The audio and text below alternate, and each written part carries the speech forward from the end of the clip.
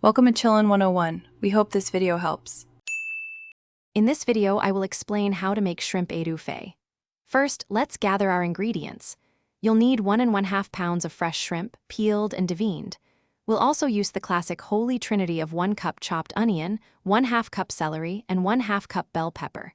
Have 4 cups of chicken or seafood stock, plus butter, flour, and your favorite Cajun seasonings ready to go. This ensures a smooth cooking process. Now, let's create the foundation of our etouffee, the roux. In a heavy-bottomed pot, melt 1/2 cup of unsalted butter over medium heat. Once melted, gradually whisk in 1/2 cup of all-purpose flour. Continue stirring constantly for about 10 to 15 minutes, or until the mixture transforms into a rich, peanut butter-like color.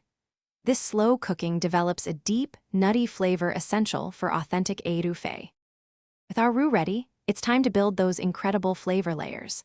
Add your chopped onion, celery, and bell pepper to the pot, sautéing them until they're tender, which usually takes about 5 to 7 minutes.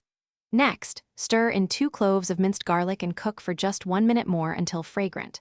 Gradually pour in 4 cups of warm chicken or seafood stock, stirring constantly to combine everything smoothly. Season with your favorite Cajun spices, salt, and black pepper. Finally, let's bring it all together. Gently fold in your 1½ pounds of peeled and deveined shrimp into the simmering sauce.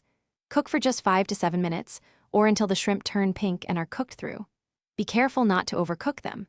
Just before serving, stir in some fresh chopped parsley and green onions for a burst of freshness. Serve your delicious shrimp etouffee hot over a bed of fluffy white rice for a truly satisfying meal. Thanks for watching. Consider subscribing if we helped you.